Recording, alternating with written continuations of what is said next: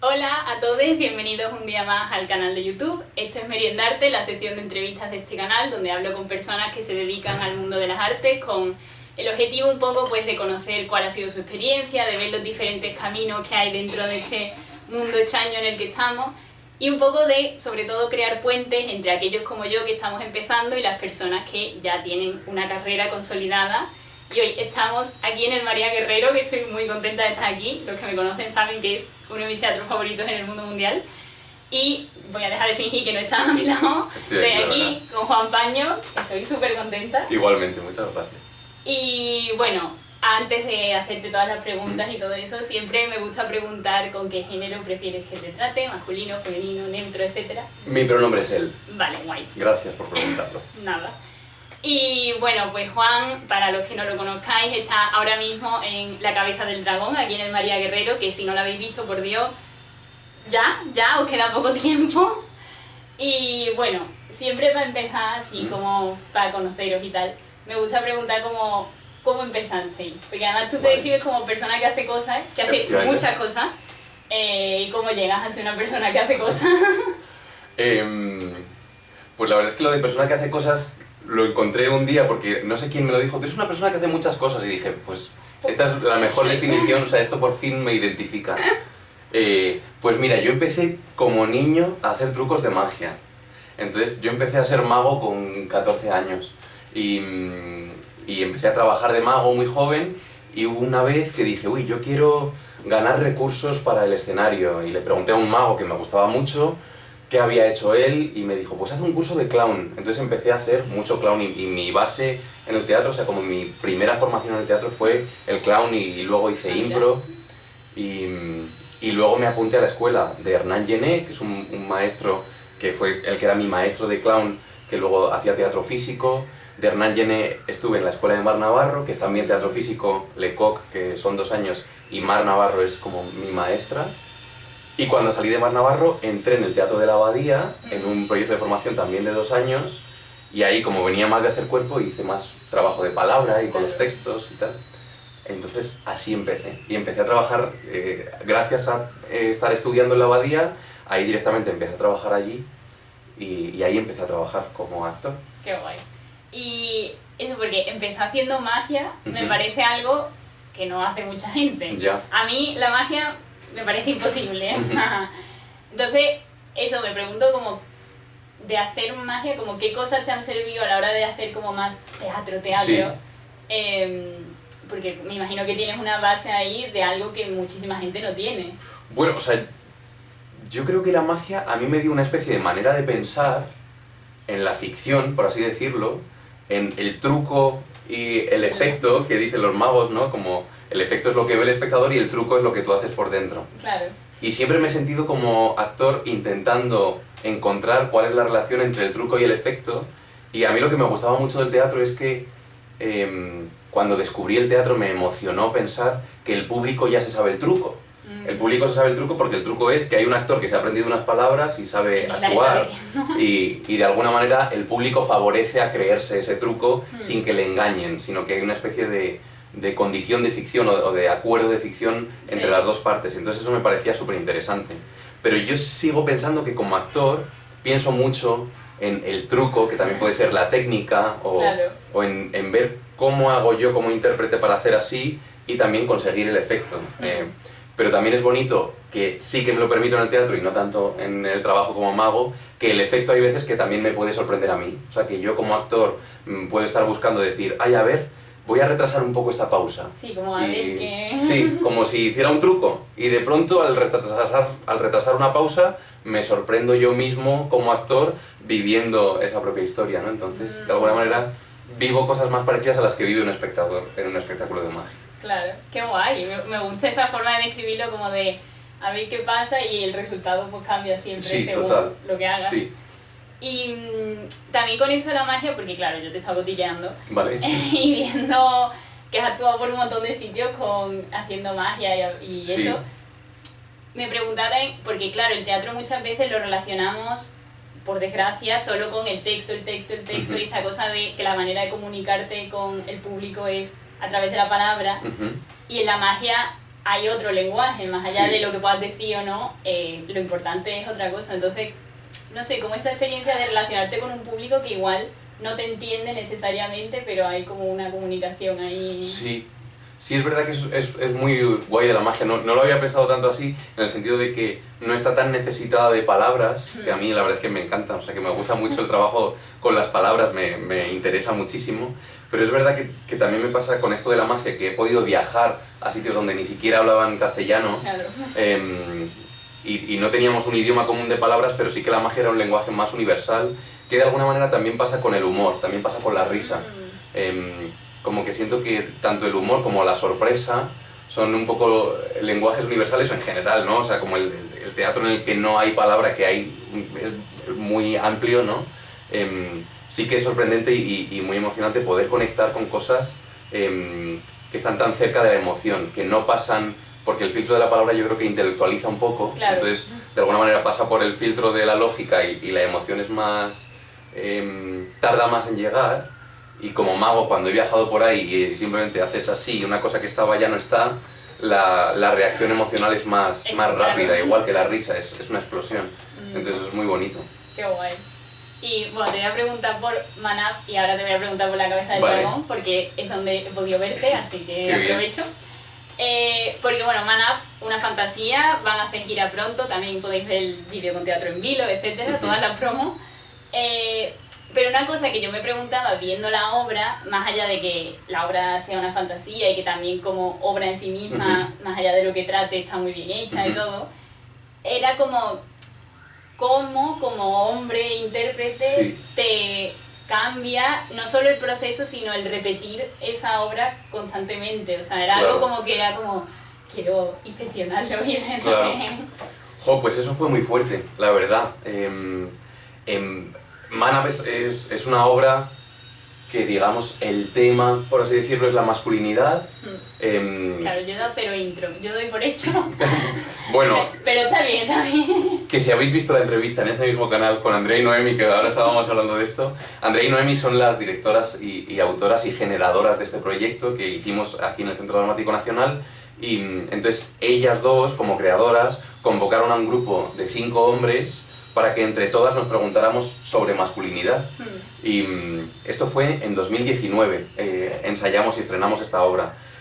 Y hoy en día seguimos de gira, tenemos algunos Claro. bolos, y es muy interesante cómo, de alguna manera, para mí Mana fue mi primera experiencia más radical con la idea de género, evidentemente gracias a Andrea y Noemi, ¿sabes? A dos mujeres maravillosas que nos cogen de las manos y dicen, a ver, ¿quiénes sois?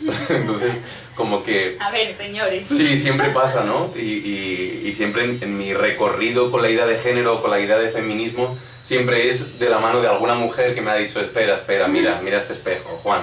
¿No? Entonces, fue muy fuerte para mí la vivencia, y es muy fuerte cómo repetir esta obra después de ya algunos años y exponerla a públicos distintos y a momentos políticos e históricos distintos, sigue siendo muy interesante porque sigue siendo muy actual. De alguna manera yo me tengo que actuar a mí mismo, porque es una obra de autoficción en la que nosotros hacemos de nosotros mismos, entonces me tengo que actuar a mí mismo de 2019, que eso es súper guay, pero también lo estoy haciendo a mí mismo de ahora mismo. Claro. Y hay como mucha alusión y mucha pregunta de, ay, fíjate, yo esta frase la dije en ensayos y ahora me significa una cosa totalmente distinta, y entonces como... Sí, es un muy buen ejercicio de espejo, como de revisión, Claro. no solo del pasado, sino de qué tipo de hombre soy, qué relación tengo con mi masculinidad, con los otros hombres, con las mujeres. Qué guay. Sí, es que eso, yo me preguntaba eso porque el proceso obviamente es una cosa, pero luego el repetir algo que además Sí. viene tan de ti, era como, me pregunto cómo Sí. será... La repetición fue rara en esa función, porque había algo que en ensayos surgió de manera muy espontánea y de alguna manera no te sentías actuándolo, sino que Andrea y Noemi son unas genias del dispositivo teatral y de cómo hacer que una pregunta de ellas se convierta en teatro a través del cuerpo de los actores. Y entonces al principio de los ensayos tú no te sentías teniendo que hacer una partitura, Claro. pero luego para ponerlo bonito, organizarlo, se ordenan los textos de manera como súper precisa, se cambia una frase de sitio, se perfecciona un chiste, porque todo lo que tienen de que parece súper espontáneo. Andrea y Noemí son muy trabajadoras, muy rigurosas y muy técnicas. Entonces, repetir esa obra era raro, porque de alguna manera te sentías un fingidor, como fingiendo que te pasan las cosas que te pasaron en la sala de ensayos, pero de alguna manera siento que ese es el trabajo del actor, claro. Siempre, ¿no? Tener que tratar de repetir algunos lugares de búsqueda y proveerse de cuál va a ser ese resultado, ¿no? Pero sí que repetir el lugar desde el que buscaste eso. Sí, qué guay, joder, es que es muy interesante y eso, espero que hayáis podido ver Man Up porque... Y si no, hay alguna ocasión, ¿eh? O sea, que todavía quedan algunos bolitos. Sí. Y bueno, también dejaré todas las informaciones, la descripción, todo eso que siempre está ahí. Genial.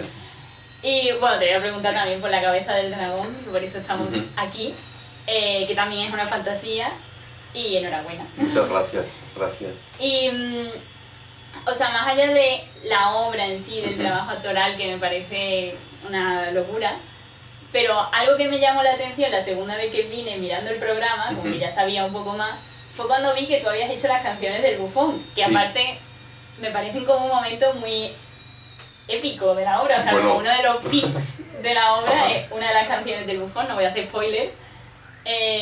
¿Y cómo es eso de escribir las canciones para una obra de teatro? Ya, pues eso fue una gran responsabilidad que cogí con mucho susto. Bueno, Lucía Miranda, que es quien dirige La cabeza del dragón, tenía muy claro que ella quería respetar al máximo el texto original de Valle Inclán, pero también tenía claro que en las canciones y en los momentos musicales podía permitirse licencias y tratar de, no tanto intervenir el texto, sino desde lo musical, tratar que lo musical dialogase con el texto original de Valle. Entonces yo tengo el personaje del Bufón y tengo varios textos del original de Valle que hablan sobre España, textos bastante fuertes, que es sorprendente, ¿no? Como una obra escrita hace más de 100 años hable sobre España y sea tan actual, ¿no? Como que habla de lo que sucede en el Congreso y por desgracia dices, mira, hace 100 años estaban igual. No ha pasado... Efectivamente. No ha habido ningún cambio. No ha habido ningún cambio, ¿no? Qué bonito.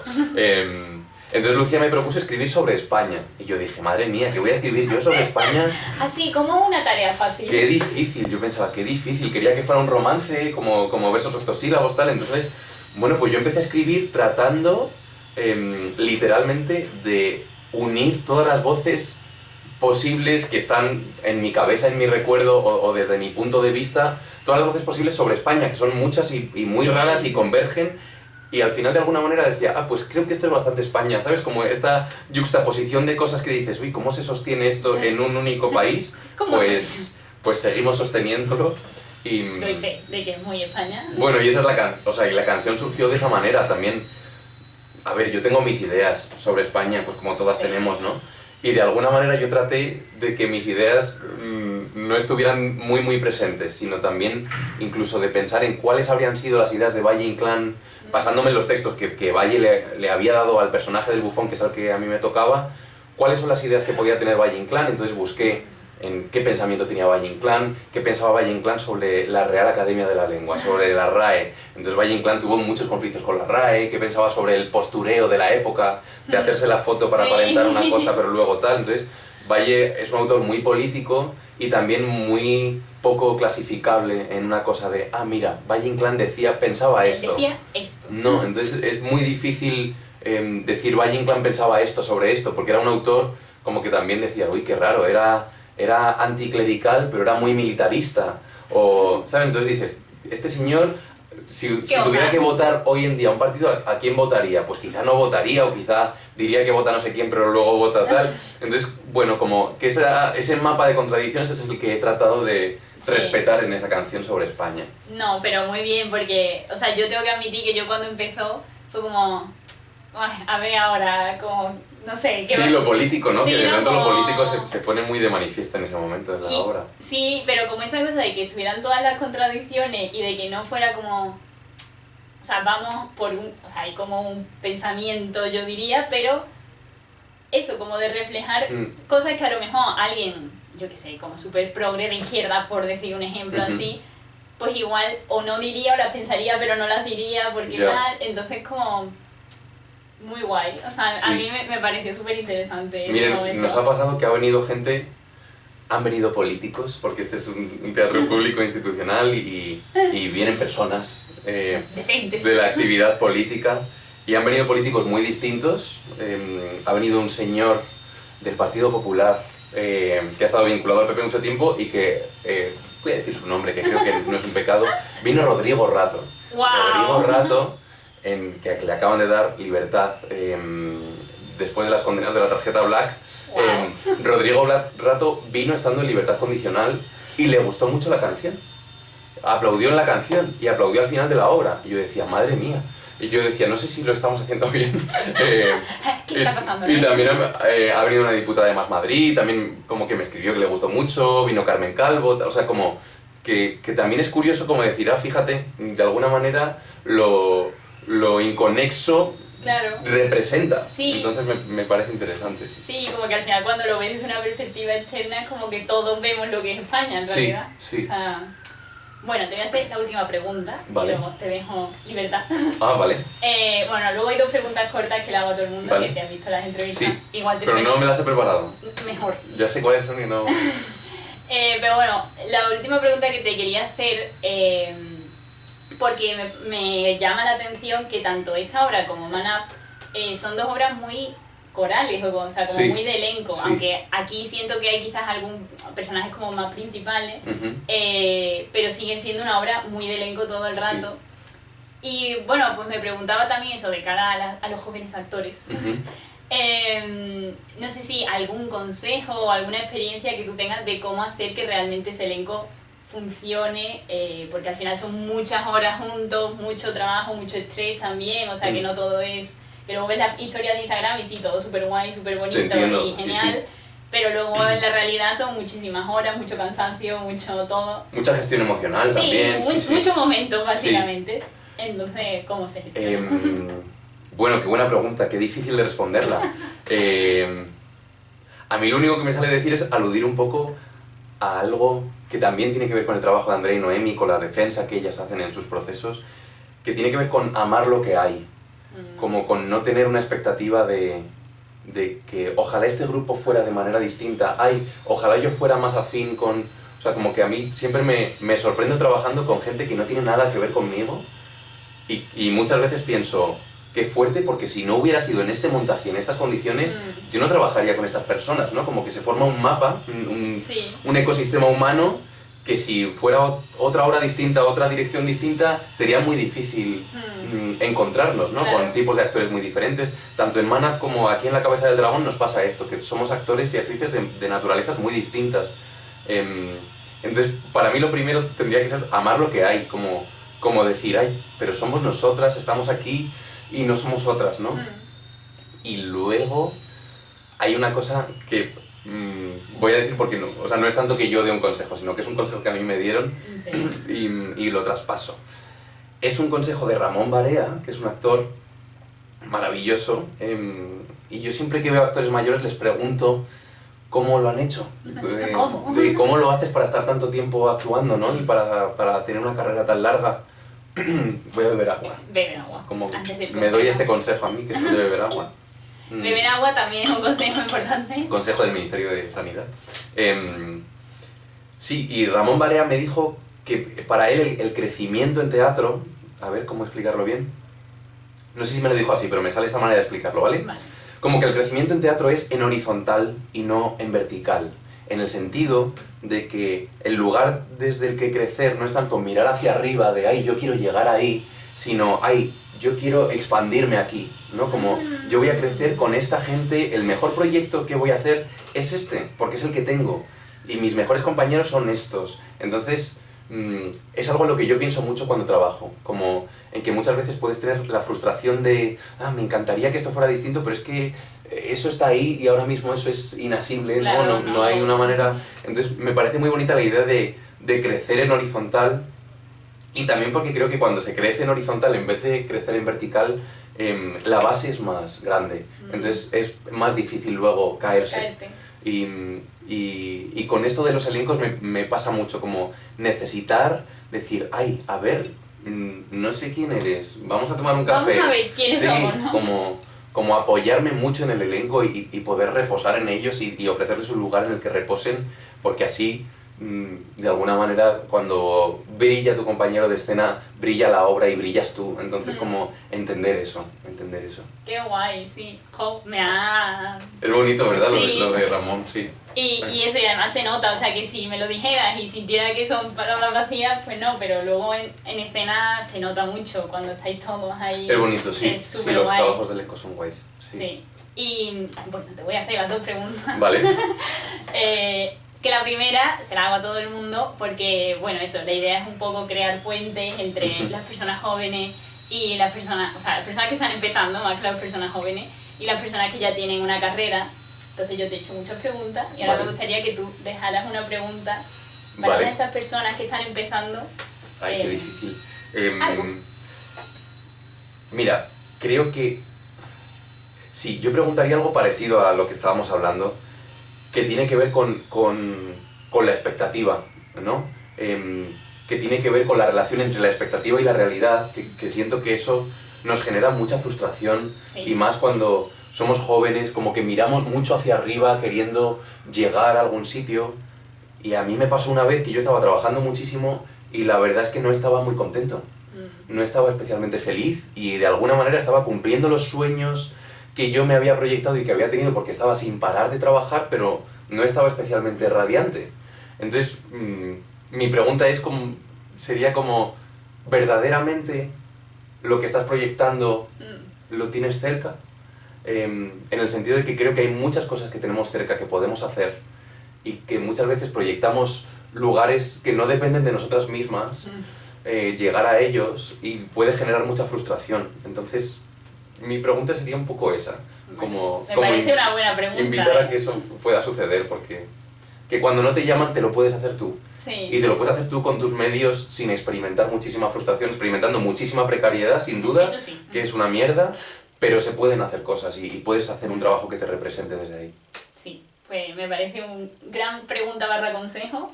Pero esto es para las personas, porque luego para las instituciones y para el sistema le preguntaría muchas cosas, ¿eh? O sea, que también cargaría contra la precariedad de este oficio y contra lo desatendidos que estamos. O sea, pero no sé hasta qué punto el sistema ve mis vídeos. Ya, bueno, pues ojalá si los alguien vea. los ve, Si hola. Hola, sistema. Hola, sistema, gracias. Y bueno, la otra pregunta es porque yo siempre estoy buscando gente a la que entrevistar y yo estoy así pendiente, pero siempre me gusta tener recomendaciones, además de los que personas que entrevisto, que confío en vuestra opinión. Así que eso, me gustaría que dejara una, yo digo una, si son más, son más. Vale. Pero recomendación de personas que se dediquen al mundo de las artes, pero no tiene que ser actor o actriz, puede ser director o acomodador o productor, lo que quieras. Libertad. O mago, lo que sea. O mago. Pues mira, esta me la he preparado porque cuando he visto alguna otra entrevista pensé yo, ay, a ver, ¿quién desearía ver en este canal? Te voy a decir dos personas, dos mujeres maravillosas. Una es Mar Navarro, que es mi maestra, pedagoga, y me parece muy interesante la voz de alguien que optó en su momento, en vez de por actuar o dirigir, por dedicarse a la pedagogía, a que la idea del teatro siguiese y tratar de compartir ideas y hacernos preguntas sobre cómo se actúa y cómo se es actor o actriz. Entonces una es Mar Navarro, que es maravillosa, y que es una mujer mayor que puede decir muchas cosas y puede decir cosas controvertidas también, que eso está bien. Y la otra es Fernanda Horaci, que es una actriz argentina maravillosa con la que ahora estoy trabajando, me está dirigiendo, y yo conozco a Fernanda por haber sido actor en talleres de actuación que ella imparte, y para mí tiene una visión sobre la actuación increíble, subversiva, complementaria con absolutamente cualquier trabajo que hagas, y es una mujer que abre la boca y habla sobre el teatro porque se pregunta mucho sobre el teatro y es una persona muy interesante de escuchar. ¡Qué guay! Entonces te la recomiendo encarecidamente, Fernanda Horaci. ¡Qué guay! Pues ahí quedan, mandaré correo y con suerte pues estarán aquí. Venga, pues dentro de ojalá, poco. claro. Y bueno, este es tu momento, autobombo, promo, de lo que tú quieras, de lo que quieras. De lo que yo quiera.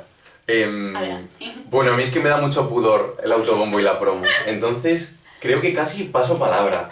Que la gente vaya al teatro en general, que vayáis a ver las cosas, que estamos aquí con La cabeza del dragón, que es una obra hermosa, pero que hay muchas obras muy bonitas de ver. Y sí, o sea que mi recomendación es haced teatro y vedlo si podéis. Eso es el bombo que doy. Me parece un sabio bombo. Y bueno, pues nada, eso ha sido todo por hoy. Muchas gracias por ver el vídeo, suscribiros, darle me gusta, comentar, etcétera, todas esas cosas que YouTube pide que hagáis. Y nada, que vayáis al teatro, que vengáis a ver La cabeza del dragón, que aunque él no lo diga, yo lo digo. Y nada, nos vemos la semana que viene. Muchas gracias. Chao.